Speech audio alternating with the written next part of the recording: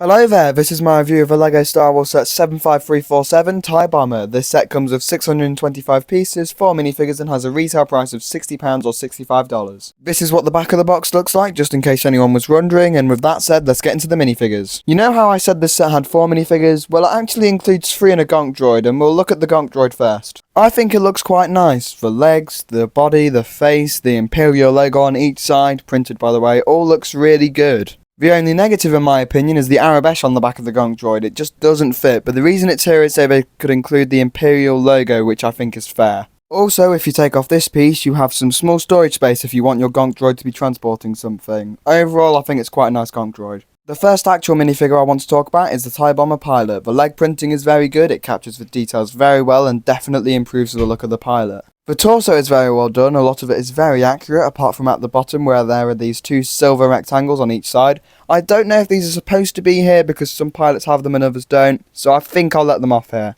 One area I won't let LEGO off though are the arms. These really should have been printed and would have really elevated the look of a TIE pilot. The back print looks good, no problems here, and so does the helmet. I think the mould itself is quite nice and the printing is also very good. My only problem is that you can see some skin colour at the back, which is why I think we should have got like a black head or a balaclava head like we used to before. The face print is nice though, just wish it was like a balaclava. The TIE pilot does have some things it needs to improve on, but it's still a very nice figure. The next figure I'll talk about is Darth Vader. The leg printing is very good and so is the torso print. There's only one inaccuracy here, which is the red spot in the bottom corners of the torso. It should be a bit higher, but that's a bit of a nitpick. This Vader has arm printing, which looks very nice. He also has a soft cape, which if you take off reveals a nice back print. The helmet in my opinion is pretty much perfect. There are some people that want the eyes to be printed a dark red to be more accurate, but I think that if it wasn't the faintest crimson print, I think it would make him look really weird. Taking the top bit of his helmet off reveals a nice looking face print. Dare I say it, but I think this Vader is absolutely perfect. The final minifigure I need to talk about is Vice Admiral Rey Sloane. I think she probably needs dual moulded legs, but it is a bit hard to tell, so it's not horrendously bad that she doesn't have them. Still think she did need them though. The torso print and the back print look very good, her face print is good in my opinion, and I also think her hairpiece is too. While this is quite a simplistic looking figure, I think it captures the look of the character very well. Now that I'm finally done talking about the minifigures and the gonk droid, let's talk about the builds, and we'll start off with the main attraction, the TIE Bomber. The cockpit area looks very nice. You can't see through into the interior, which is a slight downside, but at least it looks very clean. Speaking of the interior, to access it all you need to do is lift this up and you have a small area with 2 printed control panels that you can just slide your TIE pilot into just like that.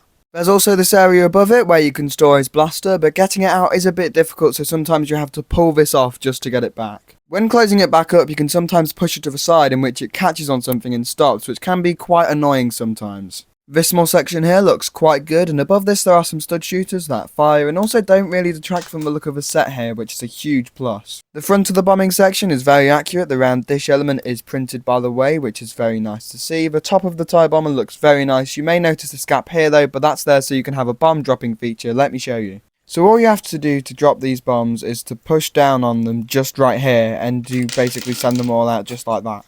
To refill them, you just need to turn the TIE Bomber over and just push the bombs back into their slots, which can be a bit tedious at times, but overall I think this feature was done quite well. On the underside of the TIE Bomber is this targeting sensor, which looks good, and it can also be moved around if you want to change the way it looks. The back of the TIE Bomber looks very accurate, and also the wings look very nice and accurate as well, especially the centre bits right here. The angle these wings are at is amazingly accurate, and they can also be positioned if you want to change the look of the TIE Bomber. So if you want to have your TIE Bomber looking like this, you can do that, but you can fold them in and have them look normal if you want. I think you should be fine flying this around. If you hold it by the middle area, you should definitely be fine. I was good with that. But if you hold it by one of the wings, it could break off if you're being quite rough, but if you're not, you should be okay. I know this should technically be a sand blue colour, but I don't really mind the grey. It's definitely better than the blue and black we were previously getting. I really like this TIE Bomber and I think it might be one of the best TIEs LEGO has ever made. I'm not done with the set yet though, because I still need to talk about this transport speeder. The front of the speeder looks quite nice. Behind this is a place to stand a minifigure, and there's also a handlebar that a minifigure can hold onto.